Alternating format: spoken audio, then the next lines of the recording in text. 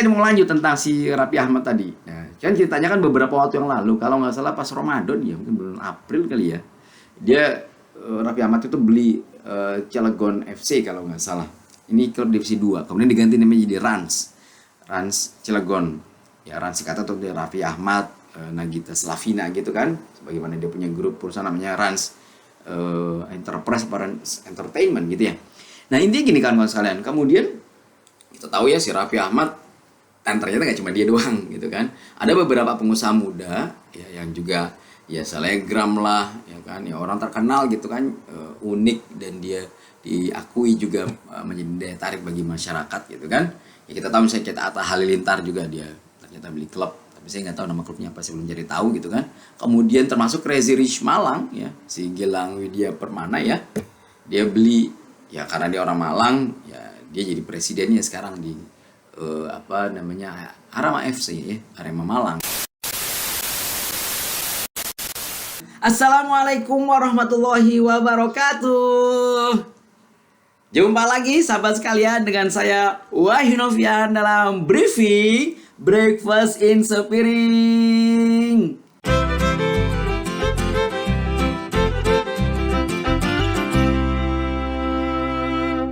Masya Allah, mudah-mudahan semuanya dalam kondisi sehat walafiat. Saya doakan ya, sehat, bugar, tetap semangat ya, bahagia selalu ya, Masya Allah, yang baik-baik semuanya insya Allah Allah kasih, Allah jawab buat kita semuanya. Nah sahabat sekalian ya, mudah-mudahan di kesempatan yang bahagia ini pada sarapan semuanya, sama sih juga udah ya. Saya mau ngajak bahas tentang seseorang, bukan seseorang sih, beberapa orang nih, orang-orang muda. Nih salah satunya ya, orang kenal sebagai Sultan Andara. Wah. Ada yang kenal? Tahu lah ya, tahu. Tahu kan Sultan Andara kan? Nah, iya. Jangan dijulitin. Ya, udah biarin aja itu. Ya, si Raffi Ahmad misalnya gitu kan. Kemarin kan dia baru ngajak pasukan dari Rans Cilegon ya, sebuah klub yang dibelinya ya, klub divisi 2 Liga Indonesia, itu ke Turki. Ceritanya latih tanding lah begitu dengan Fenerbahce kalau nggak salah, tapi yang U18 gitu kan. Nah setelah itu pulang-pulangnya salah satu diajak makan itu di resto mewah punya si Nusret, kalau tahu ya, si South by Chef itu yang begini, yang suka ngasih garam dengan gaya begini. Nah itu yang nyentrik itu. Nah katanya makan steak harganya 150 juta. Wow. Tapi ya begitu ya, namanya punya duit ya. Nah sahabat sekalian, tapi sebelum saya lanjut ke sini, saya mau ajak kita semuanya dulu untuk yang belum subscribe khususnya nih, yuk subscribe dulu ya, nyalakan juga loncengnya, tentunya di like, comment, dan share juga gitu ya, biar kemudian nanti makin semangat kita buat bikin konten-konten briefing berikutnya. Oke sahabat semuanya, akur. Oke. Saya tadi mau lanjut tentang si Raffi Ahmad tadi. Nah, kan ceritanya kan beberapa waktu yang lalu, kalau nggak salah pas Ramadan ya, mungkin bulan April kali ya. Dia Raffi Ahmad itu beli Cilegon FC kalau nggak salah. Ini klub divisi 2. Kemudian diganti namanya jadi Rans Cilegon. Ya Rans singkatan tuh dia Raffi Ahmad, Nagita Slavina gitu kan. Sebagaimana dia punya grup perusahaan namanya Rans Enterprise Rans Entertainment gitu ya. Nah intinya gini kan sekalian. Kemudian kita tahu ya si Raffi Ahmad, dan ternyata nggak cuma dia doang gitu kan. Ada beberapa pengusaha muda ya yang juga ya selebgram lah ya kan, ya orang terkenal gitu kan, unik dan dia diakui juga menjadi daya tarik bagi masyarakat gitu kan. Ya kita tahu misalnya kita Atta Halilintar juga dia ternyata beli klub, tapi saya nggak tahu nama klubnya apa, saya belum jadi tahu gitu kan. Kemudian termasuk Crazy Rich Malang ya, si Gilang Widya Permana ya, dia beli ya karena dia orang Malang ya, dia jadi presidennya sekarang di Arema FC ya, Arema Malang gitu kan. Nah kawan-kawan sekalian ya, kita nggak tahu ini tren seperti apa, karena kita tahu sepak bola Indonesia apalagi ya belakangan ini lagi pandemi ya kan, belum bisa jadi ladang uang sebenarnya. Tapi pengusaha-pengusaha muda ini lagi seperti ada tren untuk membeli ya, atau kemudian berekspansi ke bidang bisnis sepak bola gitu ya. Nah kalau nggak salah poin yang mau saya sampaikan adalah tadi kan, si kita sebut tadi mungkin Raffi Ahmad gitu kan, ke si Atta Halilintar gitu, si Crazy Rich Malang gitu kan. Ini kan kalau boleh kita definisikan mereka itu sama-sama punya titik yang kita sebut mungkin kata-kata kaya gitu ya, anak sultan gitu ya. Tapi ngomongnya nggak usah pakai julid gitu dong. Ya, nah ternyata kawan-kawan sekalian, ya kekayaan atau wealth ini sesuatu yang sebenarnya ya scientific base. Jadi ini bukan bicara tentang peruntungan belaka atau luck ya, atau mungkin ya karena bapaknya orang kaya itu keturunan gitu kan, jadi 7 turunan kaya raya begitu. Meskipun juga banyak yang seperti itu, atau dulu istilah Abidin gitu ya, Abidin apa namanya, maksudnya kaya karena gusuran segala macam gitu kan. Bukan itu sebenarnya, tapi memang ini sesuatu yang sifatnya science base ya, ada ilmunya yang bisa dipelajari sehingga kemudian kita semuanya ya, Anda, saya juga gitu, itu berhak untuk menjadi ya enggak, malah bisa lah lebih dari Raffi Ahmad gitu ya, insya Allah. Nah poinnya di sini kan sekalian. Nah makanya kemudian pada kesempatan briefing ini saya juga mau ngangkat fenomena tadi anak-anak muda kaya raya tadi ya, yang mungkin uangnya tentunya ratusan miliar gitu kan, mungkin juga sudah ada tembus triliunan juga mungkin begitu, yang kemudian dengan gayanya ini ternyata mereka ada hal yang bisa kita pelajari sebagai sebuah science base gitu ya. Nah, ada buku bagus judulnya The Psychology of Wealth yang ditulis oleh Charles Richard gitu kan. Di buku ini banyak disinggung tentang ya ada definisi tentang wealth itu seperti apa. Tapi ada beberapa poin yang saya mau coba sampaikan pada kesempatan kali ini. Ya ternyata memang orang-orang kaya ya, dia bikin semacam riset dari banyak, tidak cuma di Indonesia tentunya, tidak cuma di Amerika tentunya, tapi banyak negara. Ternyata orang-orang yang kita sebut dengan wealth itu tadi ya, yang punya level kesejahteraan bahkan kekayaan di atas rata-rata itu, ternyata memang ada dua paling nggak kata kuncinya yang saya dapat di buku itu adalah mereka punya grateful mindset gitu. Mindset mereka itu mindset yang bersyukur. Apapun yang mereka punya ya, kayak lagu gitu kan, syukuri apa yang ada gitu gitulah pokoknya. Ya begitu.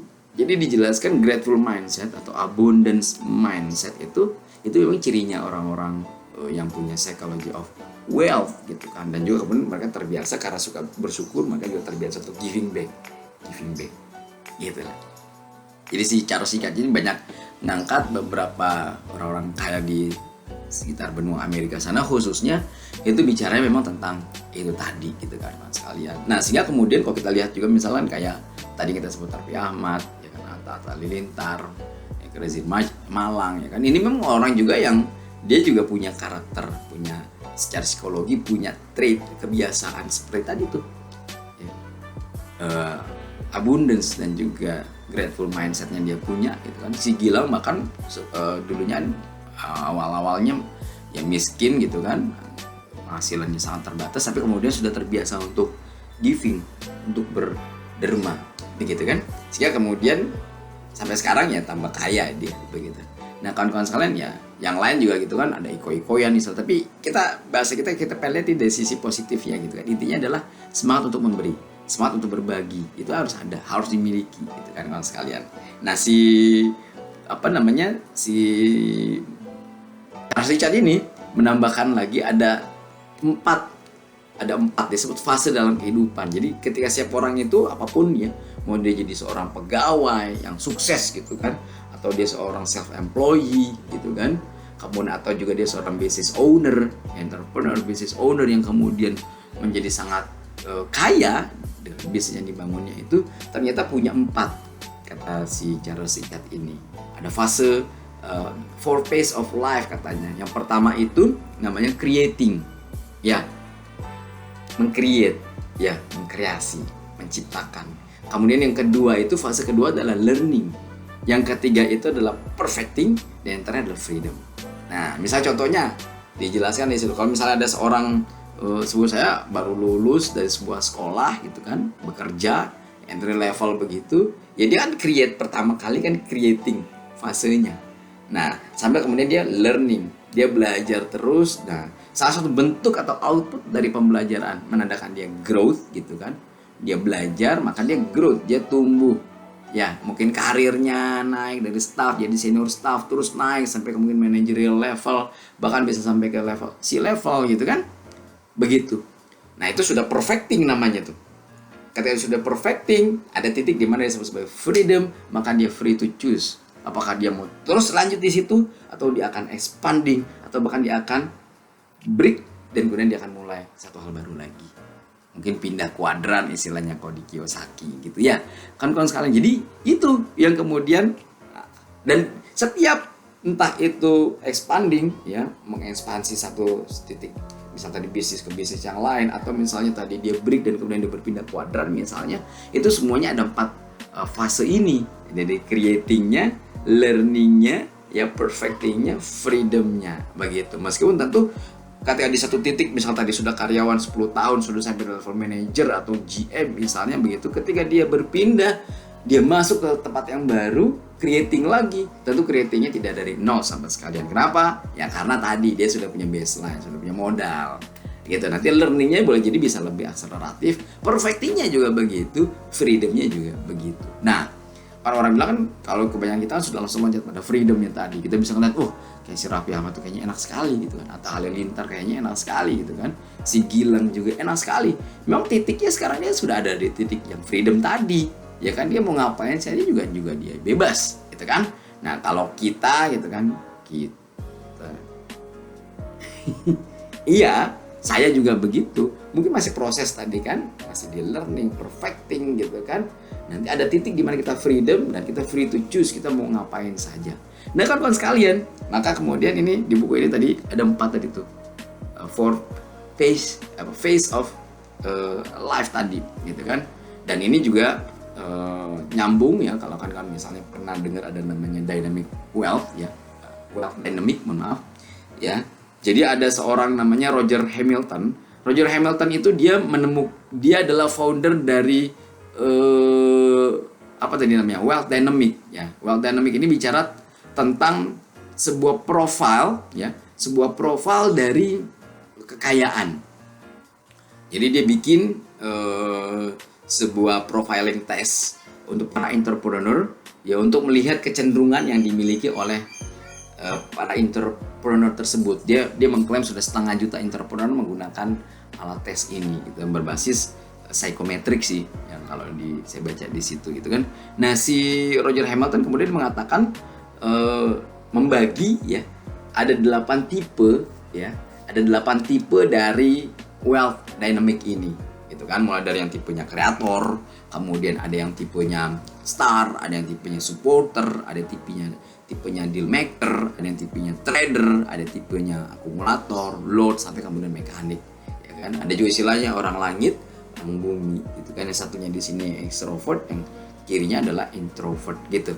Yang kemudian tadi dibagi dalam 8 penjuru mata angin, sehingga kemudian ada 8 tipe ya. Karena hasil tes tadi ya, itu bisa menjadi bahan kita. Misalnya saya dalam hal ini misalnya ikut tes tadi, untuk kemudian bisa menemukan ini kita tipe yang seperti apa, maka kemudian cara bergerak kita seperti apa. Dan ini nyambung juga tadi dengan punya si Charles Richard tadi tentang psychology of wealth tadi. Semuanya tentunya bicara tentang dengan tahapan tadi, creating ya, kemudian learning, perfecting, sampai kemudian freedom tadi. Mau dia seorang kreator, seperti kondisi dicontohkan kreator Richard Branson tuh yang pernah kita singgung kemarin dengan Virgin Galactic-nya ya kan, kreator dia. Atau misalnya seorang star seperti artis-artis yang kemudian dia punya masa sangat banyak gitu kan. Atau misalnya juga seorang deal maker seperti Donald Trump misalnya begitu, yang kemudian ya kemampuannya ya dealing memang begitu. Atau mungkin seorang trader seperti George Soros, atau akumulator seperti Warren Buffett, atau mekanik seperti si Mark Zuckerberg. Masing-masing tentu akan menjalani fase kehidupan seperti yang ditulis oleh Charles Richard tadi, dari creating ya, learning, perfecting, sampai kemudian di titik dia menjadi freedom tadi. Nah, kawan-kawan sekalian, jadi kita balik lagi tuh tadi tentang cerita si Raffi Ahmad ya, Halilintar ya, si Crazy Rich Malang tadi dengan klub sepak bolanya tadi, ya biar kita juga nggak jadi julid-julid gitu kan. Ya sama-sama dong kita belajar juga nih scientific base tadi, ya dengan mengetahui kita tipe yang mana, ya kan. Kemudian dengan tadi menjalani prosesnya tadi nggak ada masalah. Hari ini misalnya Anda misalnya jadi karyawan gitu, atau self employee misalnya, atau baru memulai bisnis gitu, nggak ada masalah. Yang paling penting kita tahu kita mau kemana, ya. Kita tadi punya grateful mindset dan juga punya semangat untuk giving back tadi, maka insya Allah kita akan mencapai apa yang disebut sebagai kekayaan tadi. Nah, maka kalau Roger Hamilton dia mengatakan fokusnya itu bukan pada don't chase the money katanya, jangan kejar uang kata dia, tapi build the garden. Ini analogi menarik nih kawan-kawan sekalian ya. Kalau kata dia itu gini, kalau ibaratnya kalau misalnya kita hanya berfokus pada mencari uang itu seperti seorang dia punya jala, punya jaring tuh untuk nangkap kupu-kupu, gitu kan? Maka kemudian setiap dia butuh kupu-kupu dia akan mencari tempat dimanapun untuk cari kupu-kupu dan kemudian ditangkepin sama dia. Nah, dapat dia bawa pulang, nanti besok dicari lagi, begitu. Nah, kalau kata si Roger Hamilton dari Wealth Dynamic tadi, ya berpikirnya adalah bangun saja gardennya, ya kebunnya. Yang di situ ada aneka tanaman, bunga-bunga yang menarik untuk kupu-kupu datang. Jadi nggak perlu kita chasing gitu, mengejar gitu, tapi sudah kita siapkan kepantasannya, tempat yang menarik ya, untuk kemudian datang itu kupu-kupu. Karena kupu-kupu analogi dari uang tadi gitu kan. Sehingga kemudian kita nggak usah ngejar-ngejar gitu. Itu uang akan datang dengan sendirinya kalau kita punya kepantasan tadi. Mindset yang tadi kita punya, gitu kan? Kemudian perilaku untuk dermanya kita juga punya, ya. Tentunya juga harus ada alat untuk memantaskan diri tadi, entah judulnya pekerjaan yang kita punya profesional kuat di situ, atau mungkin juga kita punya bisnis yang memungkinkan kemudian ya ibaratnya tadi ini kan kebun kita, garden kita, yang mereka fokus pada build the garden gitu, sehingga kemudian datang para kupu-kupu tadi, bukan kemudian sekedar fokus pada chasing the butterfly tadi yang kemudian boleh jadi kita akan kehabisan nafas, kecapean, ada titik kita tidak bisa ngejar lagi, maka selesai sudah. Nah, kawan-kawan sekalian, itu tadi yang mungkin bisa menjawab kenapa tadi kayak Raffi Ahmad terus saja bikin lagi bisnis baru gitu kan. Sama Gilang juga begitu, ya kan? Kenapa? Karena fokusnya pada membikin atau membangun gardennya tadi, biar kemudian apa? The butterfly-nya datang. Kenapa? Tertarik dengan garden tadi yang penuh dengan bunga-bunga tadi. Nah, sahabat sekalian, ini analogi yang menarik ya. Mudah-mudahan ini bermanfaat buat kita semua tadi tentang psychology of wealth dan juga tentang wealth dynamic. Mudah-mudahan ini bermanfaat buat kita semuanya ya. Sampai jumpa. Jangan lupa tadi ya, like, comment, share ya.